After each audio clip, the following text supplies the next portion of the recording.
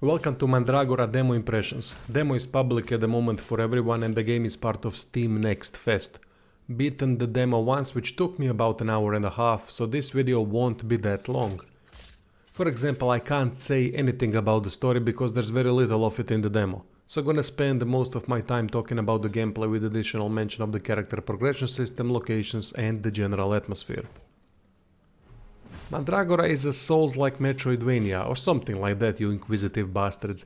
To me, in all honesty, looks like 2D version of No Rest for the Wicked, which isn't a bad thing at all considering how promising No Rest for the Wicked is.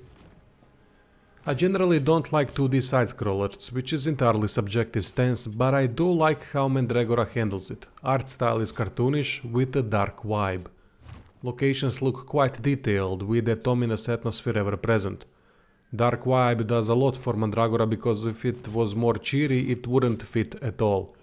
This way, even with the cartoonish style, the game has that serious vibe of a dying world with few beacons of hope left. I also like how the world is structured, classic Metroidvania with one city currently present that is done very nicely. I like when games are capable of conveying relief upon finding rare cities, villages or just gathering points in dark worlds full of dangerous creatures and bandits, where you just want to talk to someone and to see life lived. Love the little details like the constant jokes from guards and dad speaking with his daughter. You know why I don't trust trees? They're a little shady. Oh, Dad, you're so bad at jokes. That means the atmospheric part of the game is well done and that this short experience was atmospheric enough. Quite interested to see where the story takes us and the world map progression. Our character is an inquisitor that has been sent to deal with some evil stuff, as you might have imagined.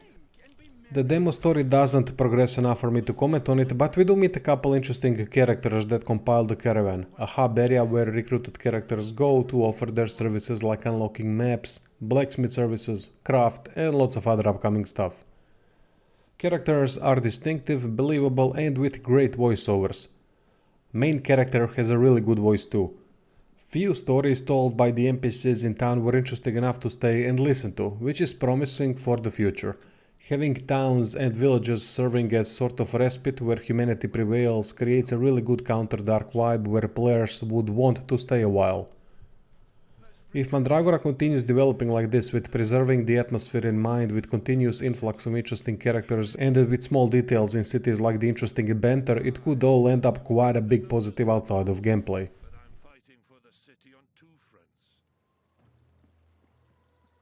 Speaking of gameplay, let's analyze combat. For a 2D side-scroller it is quite good. Simple, effective and with very strong fundamentals, where movement and positioning plays a huge factor. Animations are solid with a good hit impact and poise system, so each fight feels heavy and sort of realistic. I like that. Combat system is very similar to Elden Ring, with active abilities connected to the class, block, parry, evade and roll, with simple combo available for normal attacks. In the demo, Fighter is the only available class, and Fighter uses a special resource called Adrenaline that goes up during the fight by performing actions and getting hit.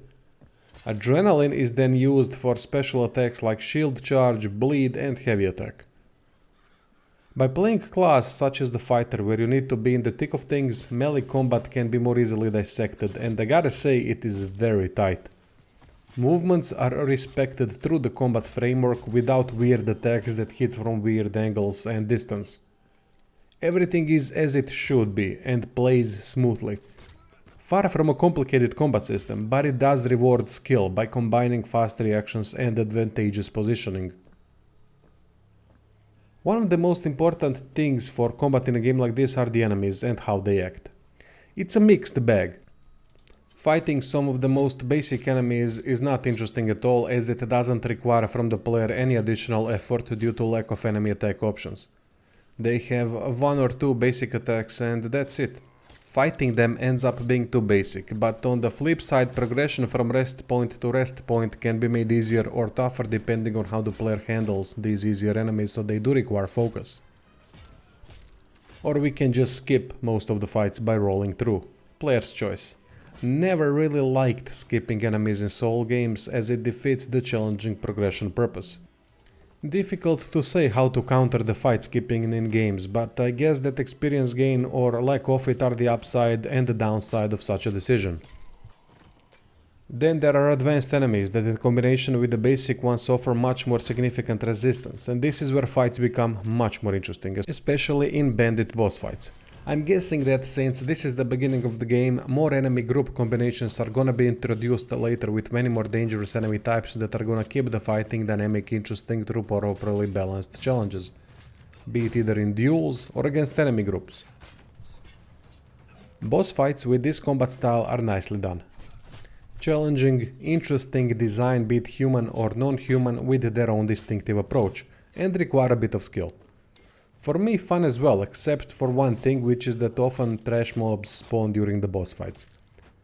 Except for a very few fights in some games where such trash mob mechanics was a good addition, in most cases it takes away from the boss fight because of the divided attention. Bosses are special enemies that when done right don't need trash mobs to keep it interesting.